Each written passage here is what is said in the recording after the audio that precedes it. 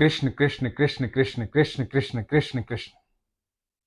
इस नाम की इतनी महिमा है कि बस एक बार ये नाम याद कर लो, दुख कितना भी भारी हो पल भर में भाग जाता है। आज जो प्रसंग आपको सुनाने जा रहा हूं, ये प्रसंग आंखें बंद करके सुनिएगा। बड़ा ही अद्भुत प्रसंग है। साक्षात भगवान श्री कृष्ण के दर्शन हो जाएंगे आपको उनकी अनुभूति हो जाएगी। ध्यान से सुनिएगा, मन लगा के सुनिएगा। हरे कृष्ण दोस्तों, मैं हूं अनुज शर्मा। करौली में काले खां रहते थे।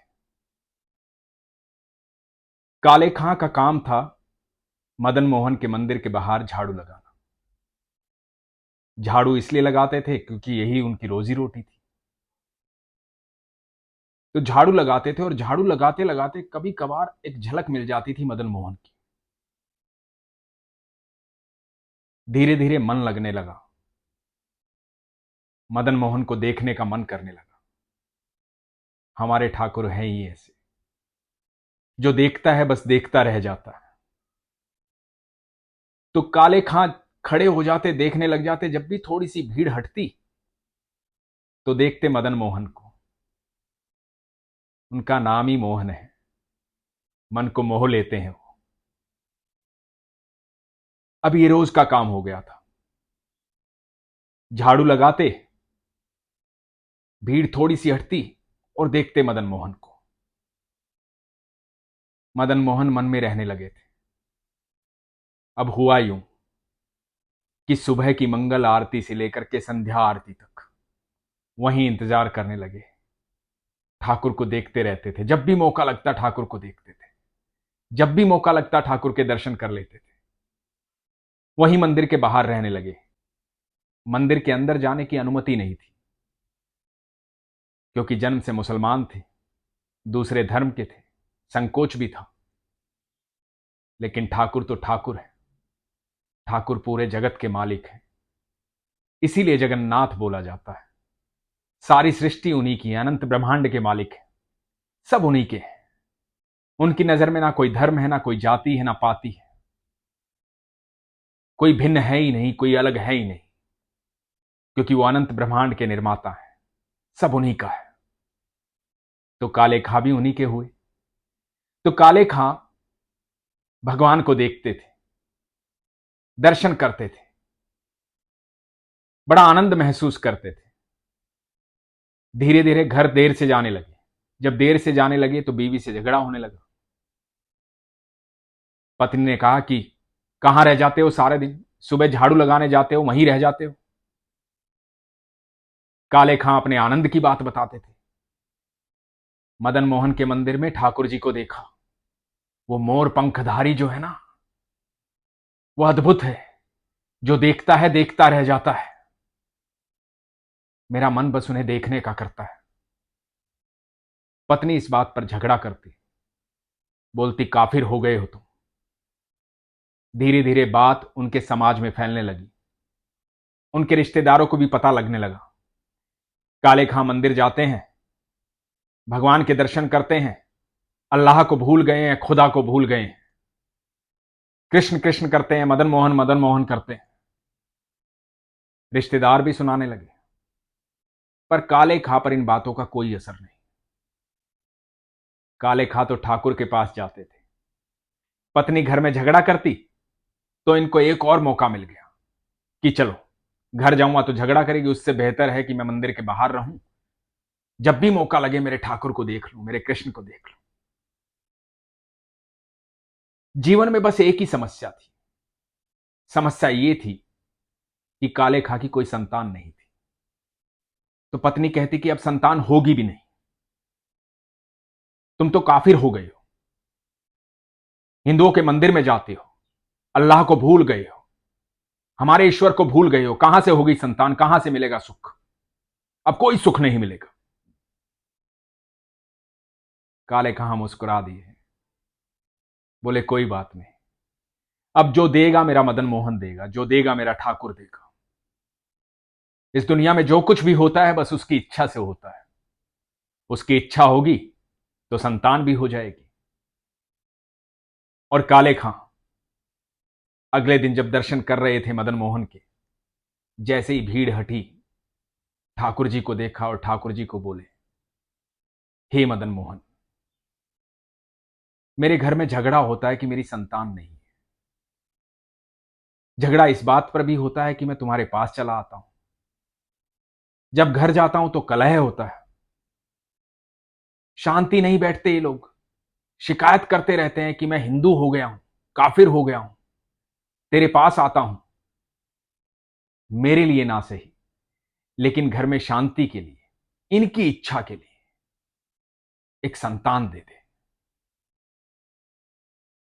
काले खां ने ठाकुर जी से एक संतान मांगी, कहा कि परिवार वाले शांत हो जाएंगे, रिश्तेदार मुझे सुनाएंगे नहीं, इसलिए एक संतान दे दे।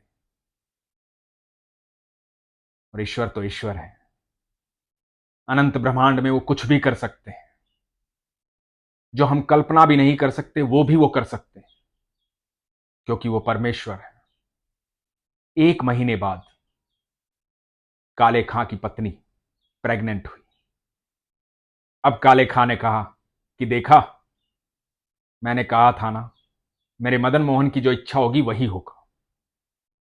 तो रिश्तेदार कहने लगे कि ऐसा कुछ नहीं है, यह अल्लाह की देन है, ऊपर वाले की देन है, तुम्हारे मदन मोहन ने कुछ नहीं किया है। तो काले खां मुस्कुरा दिए, कोई बात नहीं, तुम्हारी इच्छा थी संतान होगी तो संतान हो जाएगी, मेरी नजर में तो ये मेरे मदन मोहन की कृपा है। और काले खां के यहां एक बेटे ने जन्म लिया। काले खां प्रतिदिन वैसे ही मंदिर जाते, झाड़ू लगाते, भगवान के दर्शन करते, भगवान से अपनी मन की बातें कहते, दर्शन में इतना मन लग जाता, सारा दिन वहीं बिता देते।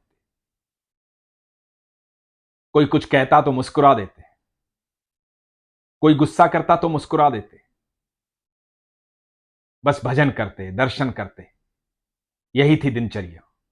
धीरे धीरे समय बीतने लगा, बेटा 8 साल का हो गया। बेटे के भीतर वही संस्कार थे काले खां वाले, वो भी जन्माष्टमी मनाता, दही हांडी करता, भगवान कृष्ण के भजन करता, मदन मोहन के दर्शन करता, भगवान को जानता था। और काले खां ये जानते थे कि ये और कोई नहीं, ये मेरे मदन मोहन की कृपा है, ये मेरा मोहन ही है। काले खां मदन मोहन का आशीर्वाद उसे मानते थे। एक दिन हुआ यूं, जब बेटा 8 साल का हुआ तो अपने मित्रों के साथ नदी पर खेलने गया और वहां एक सांप ने उसे डस लिया। काले खां उस समय ठाकुर जी के दर्शन कर रहे थे, भगवान से बातें कर रहे थे। पत्नी को पता लगा, पत्नी चिल्लाती हुई मंदिर पहुंची। भगवान की श्रृंगार आरती चल रही थी, काले खां भगवान को देख रहे थे। पत्नी ने चिल्लाते चिल्लाते कहा कि बेटे को सांप ने डस लिया है, चलो यहां से, क्या कर रहे हो यहां, चलो यहां से। लेकिन काले खां ने ध्यान ही नहीं दिया। काले खां की आंखें तो सिर्फ मदन मोहन को देख रही थी।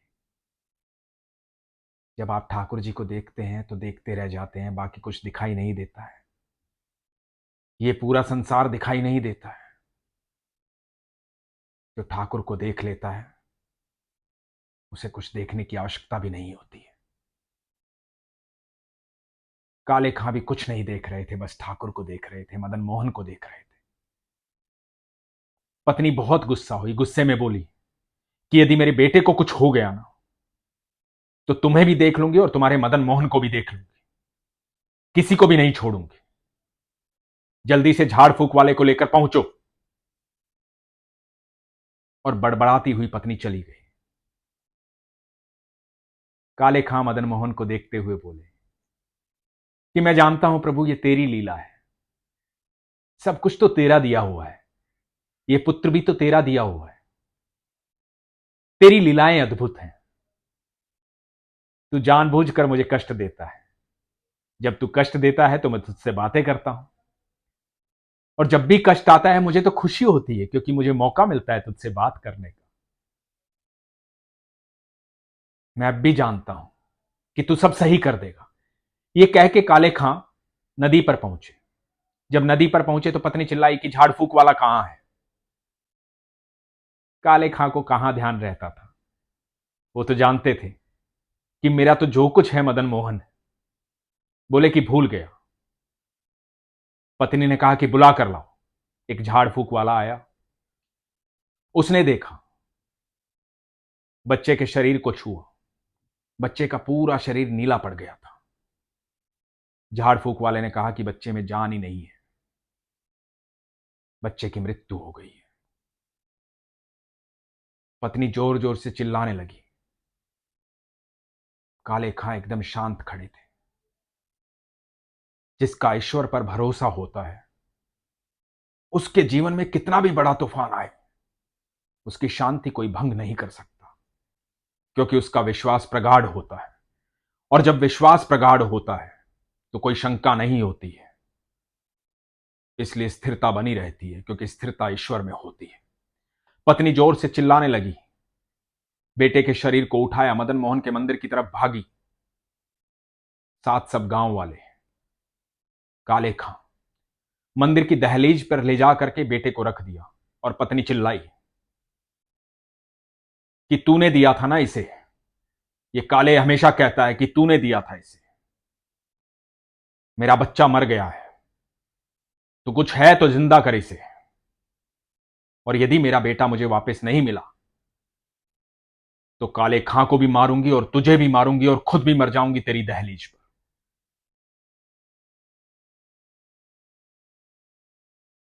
काले खां स्तब्ध थे, भगवान को देख रहे थे, ठाकुर जी को देख रहे थे। उस समय काले खां ने कुछ गाया। उस गाने का भाव जो था वो बड़ा अद्भुत था। काले खां ने कहा कि तेरे लिए तो कुछ भी असंभव नहीं है। मैं तो तेरा साधारण सा भक्त हूं, तू तो कुछ भी कर सकता है। ये पुत्र भी तेरा दिया हुआ है। यदि तू हिंदुओं का देवता है तो मेरा तुझ पर कोई दावा नहीं, लेकिन सब कहते हैं तू जगन्नाथ है, पूरे जगत का नाथ है, पूरी सृष्टि का निर्माता है, अनंत ब्रह्मांड का मालिक है। यदि तू जगन्नाथ है तो मेरी प्रार्थना सुन, मेरे बच्चे को जीवित कर। और ये कह के काले खां रोने लगे। काले खां की आंखों का अश्रु बेटे के शरीर पर गिरा। दहलीज पर लेटा हुआ बेटा, पूरा शरीर नीला पड़ा हुआ था।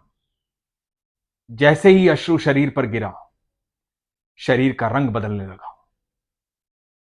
बच्चे की आंखें खुली, बच्चा उठा। काले खां की पत्नी खुशी से झूम उठी, मेरा बच्चा जीवित हो गया। काले खां ने देखा कि बच्चा जीवित हो गया। बच्चे ने आंखें खोली और आंखें खोलकर क्या बोलता है कि वो कहां गया, कहां गया वो। काले खां ने पूछा, कौन? अब्बा मेरे पास खड़ा था वो। सर पे मोर पंख था, मोटी मोटी आंखें थी, सांवले रंग का। यही खड़ा था मेरे पास, मेरे गले में हाथ डाले, मेरे सर पर स्पर्श किया, मेरे मुंह पर स्पर्श किया। यही खड़ा था, वो मेरा दोस्त है। कहां गया वो? अभी यही खड़ा था, कहां गया वो? सारी भीड़ स्तब्ध रह गई। काले खां तो जानते थे वो कोई और नहीं, मेरा मदन मोहन है, मेरा ठाकुर है, मेरा कृष्ण है। यही है भक्ति की शक्ति। कृष्ण कृष्ण कृष्ण कृष्ण कृष्ण कृष्ण कृष्ण कृष्ण। सिर्फ इतना सा बोलने से दुनिया की हर तकलीफ दूर हो जाती है, क्योंकि दुख की इतनी हिम्मत ही नहीं है कि वो ठाकुर के सामने खड़ा हो सके। और दोस्तों, जीवन में कभी भी दुख आए ना, कभी भी आए, कितना भी भारी दुख आए, तो बस एक काम करना, उस दुख को बोलना कि सुनो, आओ, मैं स्वागत करता हूं, चलो तुम्हें कृष्ण से मिलवाता हूं। और एक बार कृष्ण बोलना, इतने मन से बोलना, बिना शंका के बोलना इतने विश्वास से बोलना जितने विश्वास से काले खां ने बोला। आप देखना, आपका ठाकुर पल भर में आपके साथ होगा। वो जगत का मालिक है, बेहद प्रेम करता है। शंका मत कीजिए, विश्वास कीजिए। जो लोग ये कहते हैं ना कि मैं इतनी पूजा करता हूं, इतनी प्रार्थना करता हूं, वो सुनता नहीं है, यही शंका है। जो लोग कहते हैं ना मैं इतने दिन से मांग रहा हूं, वो देता नहीं, यही शंका है। क्या लाए थे यहां पर जो खो गया है? क्या रह गया तुम्हारा यहां पर? क्या है तुम्हारा? कुछ भी नहीं है। कोई तुम्हारा था, तुम्हारा है और तुम्हारा रहेगा, तो वो है कृष्ण।